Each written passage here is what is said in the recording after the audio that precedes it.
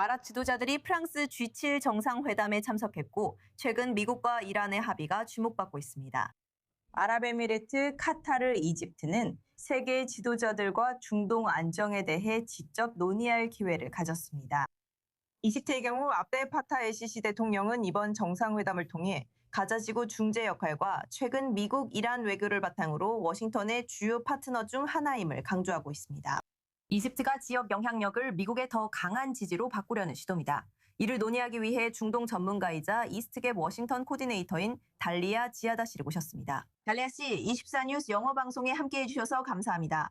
그칠 정상회담에서 시시 대통령이 트럼프 대통령에게 실제로 바라는 점은 무엇인가요?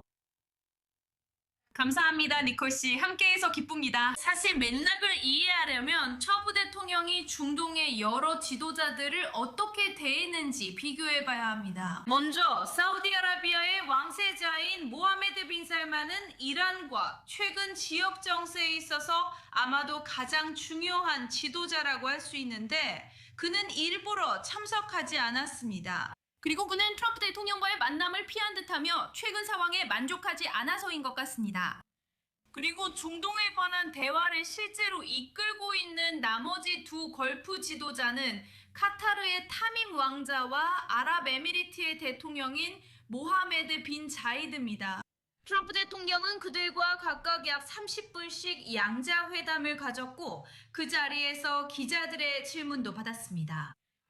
실제로 이 회의들에서는 이런 상황에 대해 자세히 논의하지 않았습니다. 하지만 트럼프 대통령은 물론 이 기회를 이용해서 이 상황을 이용해 걸프 국가 지도자들에게 미국의 입장을 전달했습니다. 이것을 이집트의 시시 대통령과 비교해보면 그는 트럼프 대통령과 중동 지도자들과의 원탑 회의 옆에서 아마 2, 3분 정도 잠깐 만났을 뿐입니다.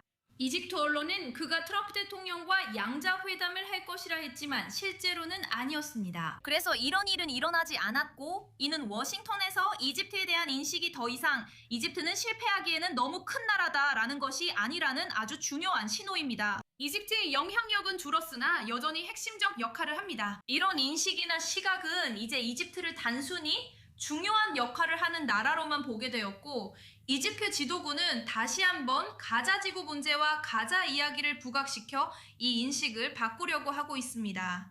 그렇다면 이집트는 이번 미국-이란 협상을 계기로 다시 가자 지구로 시선을 돌리고 그 이야기를 다시 주도하려는 것인가요?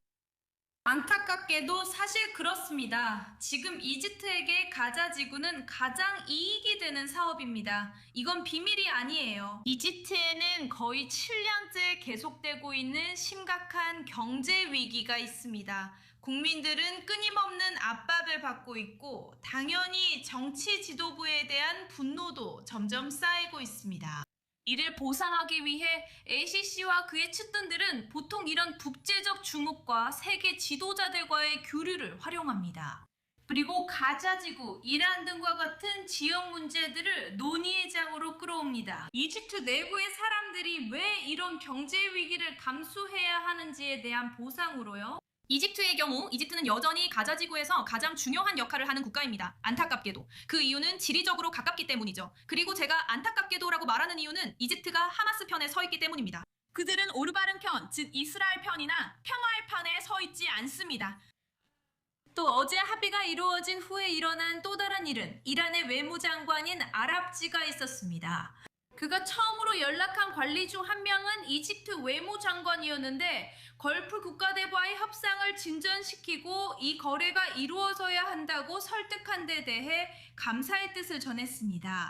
이집트가 이 일에 어떻게든 배후해서 그것도 매우 부정적인 방식으로 관여하고 있다는 점도 매우 흥미로웠습니다.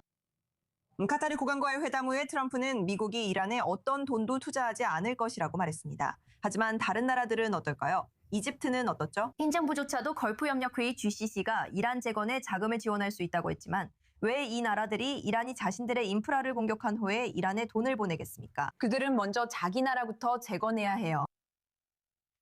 그러니까 제가 말씀드릴게요. 그들의 입장에서 한번 생각해 보세요. 제가 그들을 변명하려는 건 아니에요. 전체 상황이 정말 답답하거든요. 혁명 수비대와 수만 명의 자국민을 학살한 이란 정권과 맺은 이 합의는 이스라엘이 지난 몇 년 동안 이뤄낸 모든 좋은 일들을 뒤집을 미협이 되고 있어요. 그러니까 이란 민병대를 해체하고 실제로 많은 아랍 국가들을 이란 민병대로부터 보호한 것에 있어서요. 하지만 여기서 가장 놀라운 점은 아무 이유 없이 이란의 공격 대상이 되었던 걸프 국가들이 이제는 이란을 두 팔 벌려 받아들이고 좋아요, 새로운 시작을 해봅시다 라고 말하고 있다는 거예요. 그리고 여기서 문제는 안타깝게도 그들은 어디로도 가지 않는다는 거예요. 이란도 어디로도 가지 않고 걸프 국가들도 어디로도 가지 않아요.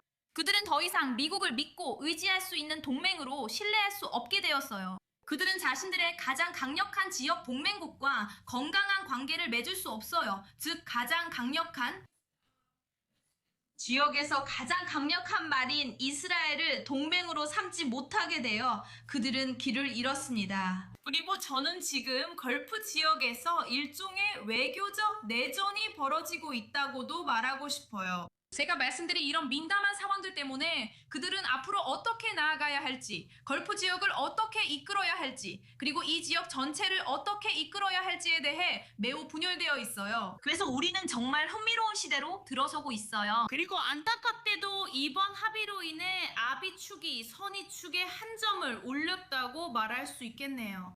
항상 함께 해주셔서 감사합니다. 달리아지아다. 당신의 관점을 들을 수 있어서 정말 좋았어요. 함께 해주셔서 감사해요. 고맙습니다.